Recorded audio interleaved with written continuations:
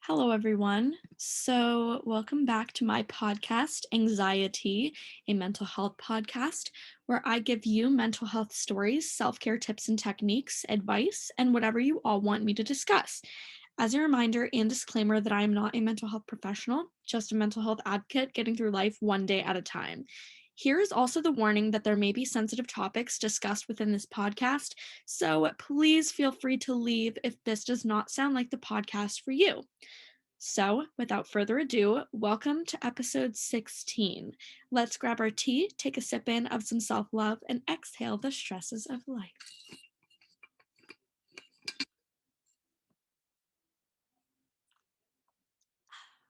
Today, I am drinking water again, as I have been very dehydrated this week and very stressed with student teaching ending this week. So, there's just been a lot going on.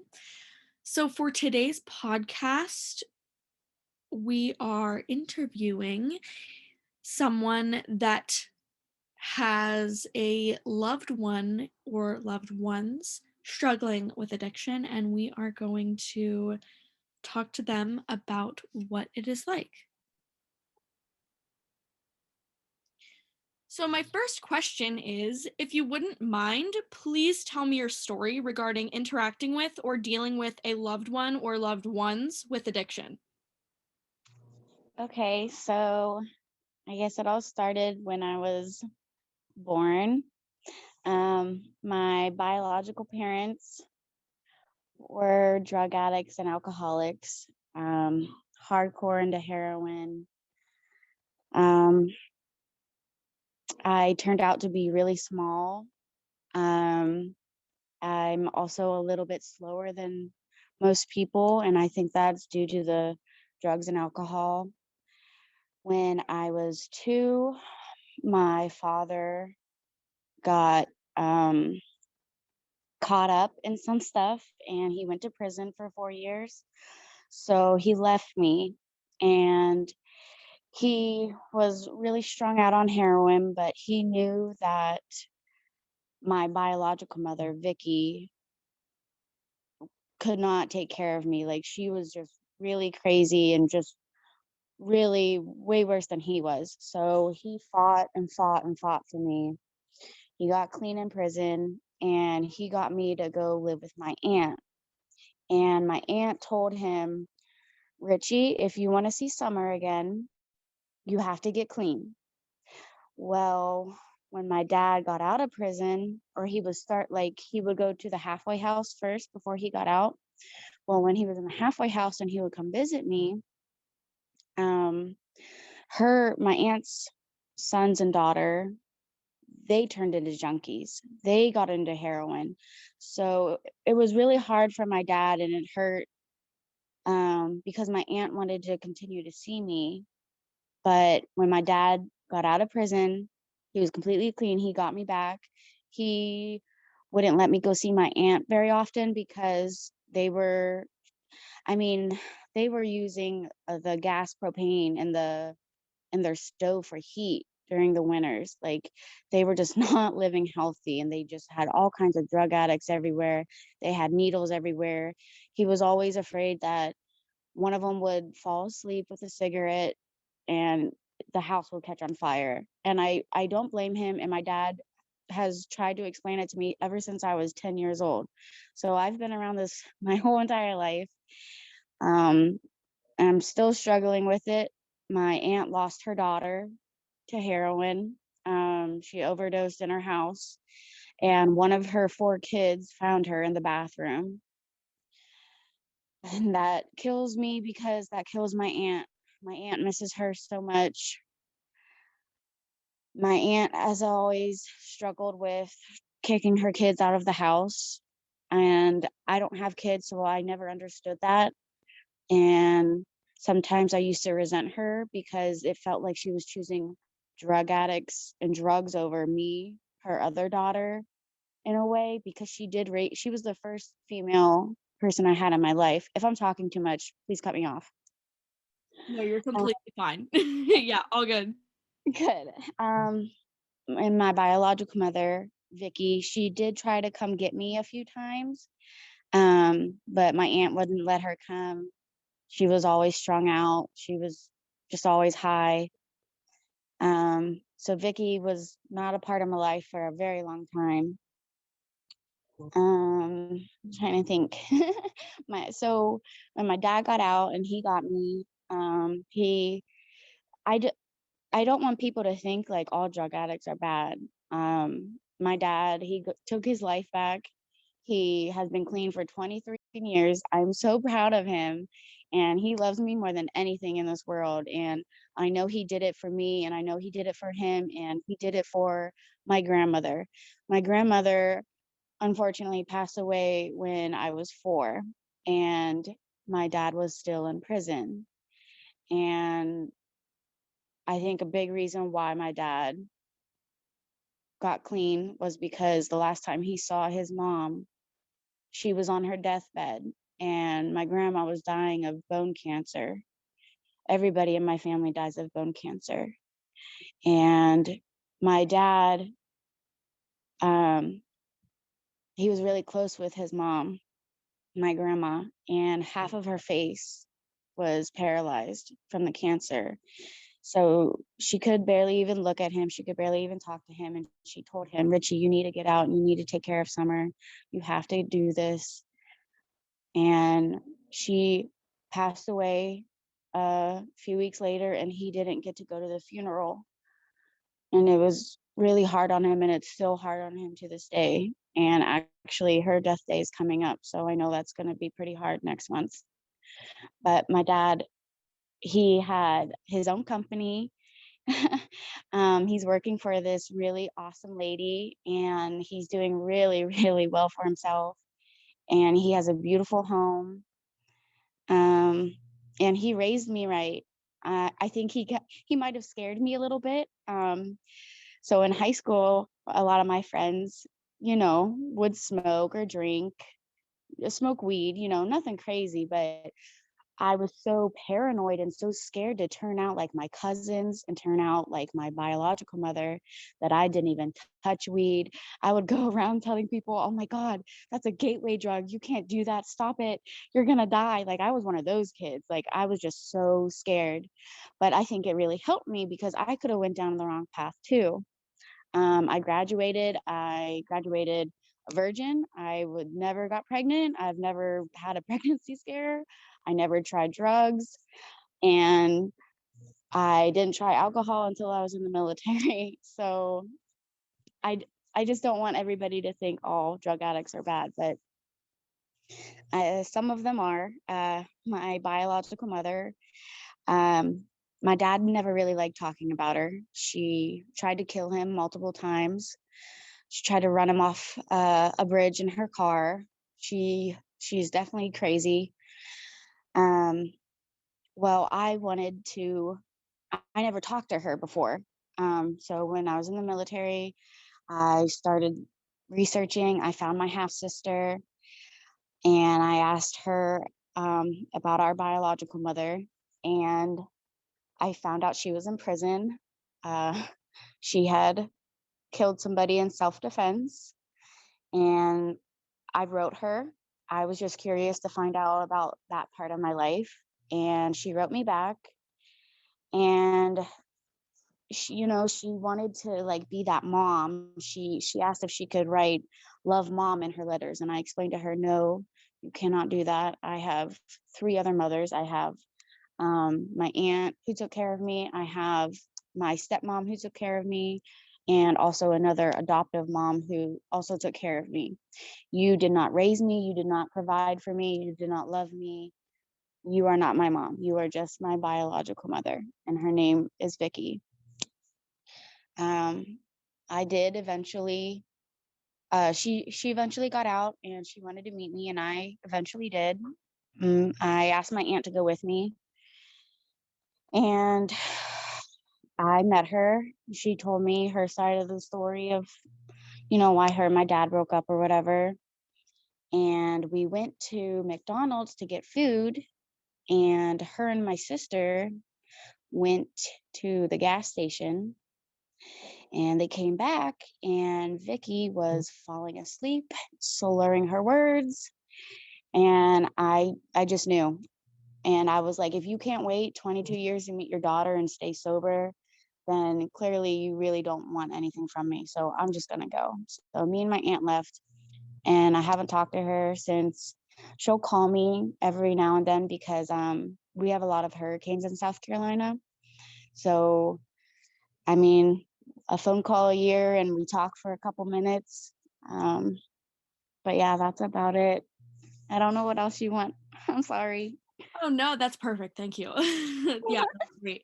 So my next question is, how did you know that your loved ones had an addiction, or like when did you realize? Um, well, I had another aunt, and I knew she had an addiction when I was probably 6. I would go over to her house, and she would I never saw her do the drugs, I don't think, but she would get very slurry, and she'd fall asleep with a cigarette in her hand. She'd fall asleep, burn the bed. There'd be burn holes everywhere, the carpets, couches. So I learned pretty early on about drugs. Um, yeah, I'd say around 6 years old, so I was pretty young. Okay, my next question is, had they shown any sign or behaviors of addiction disorder before the addiction began that you know of? I know my cousins did not. They were all, I mean, my cousin Erin, the one who died, who overdosed, she was working in JCP. She was beautiful. She was healthy. Oh, I mean, she just had it going for her. She was doing well. My my other two cousins were doing great too. The one was working at Eaton Park, graduating high school. I mean, he was really intelligent. And John Michael, the other one, he was a roofer. He was an amazing roofer. My dad says that to this day he's an amazing roofer, but he had to cut him off because he you can't be doing heroin on somebody's roof. My next question is, what information did you know regarding addiction before it ever impacted you? Oh, that's a tough one. um, I'm sorry, can you say it again? Yes. My question was, what information did you know regarding addiction before it ever impacted you? Well, I mean, it impacted me before I really could understand it. Like I said, I was so young when I started. I mean, I've been around drugs my entire life, but I didn't realize what it was until I was 6. And then when I was probably 10 is when I started to understand what it was. And it was scary because, you want your loved ones to be able to put it down and stop, and you want them to be healthy and not to be mean, and you don't want them to steal. It was really hard. I don't know if that answered your question. I'm sorry. No, it did. Yeah. Don't worry. Yeah, everything's good. So, my Okay. next question is, how have you been supporting your loved ones with an addiction? Well, um, so my dad, I support him every day. I text him every day. He texts me every day. He's been clean for 23 years. I'm so proud of him. And there are days where it's hard, and he probably does want to go fucking shoot heroin. And I've never done that, so I don't know the need or the want to do that, but I can guess that it's just very strong. Um, I had an alcohol problem a few years ago. I've gotten that under control, but just from that little snippet of my life, I could only imagine what addiction is like, and it's it's hard. I can just see it in people's faces. Um, and some of them do want to quit. Some of them really do. It's just really hard. How has your support benefited your loved ones? Um, Sometimes I'm like my dad's sounding board. I live 600 miles away from him, so it's really hard. I'm his only kid. Um, so it's always just been me and him, and I just listen. Sometimes he'll talk for hours on the phone, and he just wants somebody to listen, and that really helps him. There's some things he can't tell people. There's like the lady he works for, she's really nice and everything, but she does get on his nerves. And like I said about my aunt and her kids with their addiction, that's his sister. And my dad doesn't really talk to her, and I know that stresses him out. But if he goes and talks to her and he goes over there and he sees the junkies, he sees the needles, he's going to want to shoot up heroin. So for him to stay healthy, he needs to stay away from that. So I try and just be there for him and help him through the day whenever I can, whenever he's low. And he does the same for me. We just pick each other up. What do you know triggers them, and how do you try to decrease those decrease those triggers when being around them? Mm. Well, with my dad, whenever I talk about my aunt, I was actually home a few weeks ago, and my aunt is getting older, and she is always taking care of multiple kids. She's taking care of me, she's taking care of other people's kids, she's taking care of all four of her grandkids from my cousin who died, and then she also takes care of my other cousin's two kids. And her husband died 2 years ago. So it's really hard. It's really hard, and she can't keep up with the house. So I extended my leave and I stayed to help her clean a little bit and try and be there for her, help her with the kids. I help with their homework. And I went and I told my dad because I needed him to know that I was extending my leave and I was staying in town. And I don't think I should have told him everything because he got pretty heated. He got really upset, and we were at one of his customers' house. So he started kind of getting loud, and then he was like, I need to calm down. I don't want to talk about this. I don't want to hear about this. This upsets me. I cannot talk to my sister because she has nothing happy to say when all I have is happy things to say. And I don't want to hear sad. I don't want to hear that stuff because then I'm just going to want to go over there and shoot heroin too. And I just cannot do that. I have my own life and I'm just too busy. I just can't. But he said it was nice that I was helping my aunt. In what ways do you notice your loved ones supporting themselves? Well, my dad, uh, like I said, he had his own company for a while, and then the economy fell in 2008, so that really hurt. But he still kept it moving, and he's been working for this lady for a while now, and he fixes up houses out in Squirrel Hill and downtown for college kids. I mean, he stays busy. My dad is the hardest working motherfucker I know. Oh my god, and he's so talented. He does all this landscaping. Oh, he's just amazing. He's amazing, but he loves to stay busy. Even on the weekends, this man does not rest. He will work on the house. He will do side projects. My dad does not like to sit around. He's always moving. He's always going. He works 80-hour weeks. He is just a hard worker. And one of my cousins, well, both of my two cousins who are left, I don't know about the one, but I know one of them still goes to the methadone clinic. Um, I have different viewpoints on that. Um, I I get that it helps them stay off of heroin, but it's also like legal heroin in a way. So I don't know. And I just feel like my cousin's been on it for too long, and I don't know if that's really supporting himself. But the other one is he's working, he's got jobs, he's putting on weight. I mean, he's taking care of his kids. So he's supporting himself in that way. So I guess working is a really big supporter for these addicts, if you will. How do you know when your loved ones are staying on the right track? I know that they're staying on the right track whenever they're talking to me. So addicts will not talk to you if you do not have what they want, which is drugs or money. Um, I mean, I know my dad's staying on the path because, like I said, he texts me every day. I mean, he would tell me if he did something.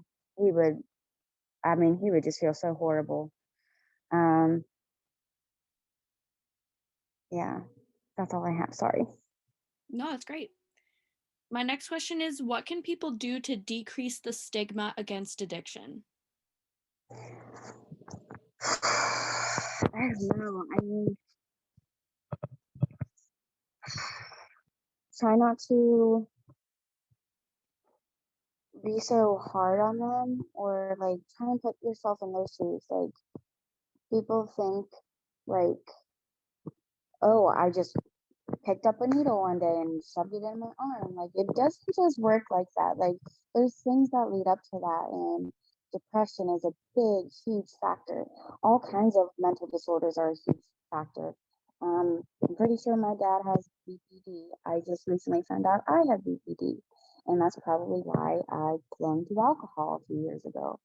And he clung to heroin. You know, mental illness is a big factor with addiction. And sometimes that's all addicts know how to run to. That's all they know is comfortable. That's all they know will help them and be there for them. Sometimes they feel like people will abandon them if they put all their burdens on other people. And so they turn to drugs. And then it does become an addiction because that is what makes them feel good. And I just think people need to listen and hear the person's story first before they judge. Because I mean, I hear so many stories, and some of them, yeah, some of them are just stupid assholes. Just, oh, I wanted to try it and I got addicted. But most of them, they had some fucked up shit happen to them, and that's all they had to turn to, and it's sad.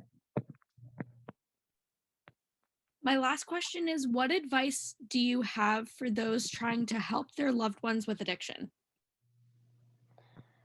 You need to talk to them and tell them that they are more than that addiction. They are more than their mental illness and that you are there for them. But I mean, that's really all they want. You just have to be there for them. You have to try. You try to get them clean. You try to get them into rehabs and clinics and stuff like that. Like, eventually, they're going to want to help themselves. And when they do, you really, really need to be there. Even if it's the fourth, fifth time, eventually, when they want to help themselves, you need to be there to push them that extra little inch because I'm telling you, it is so worth it. Okay, thank you so much. Those are all of the questions that I have. So I'm going to stop the recording. Okay. As we complete our journey, I want to wish you all luck on your own individualized journeys and hope that you can find comfort in these videos and knowing that you are not alone. Please share these videos to spread awareness and end the mental health and addiction stigma. For those of you that do watch and support my videos, thank you. It means a lot to know that someone cares about these messages, especially now in a time where we need more love and less hate towards one another. Now that we've completed our 16th journey together, let's take a sip in of some self-love and exhale the stresses of life.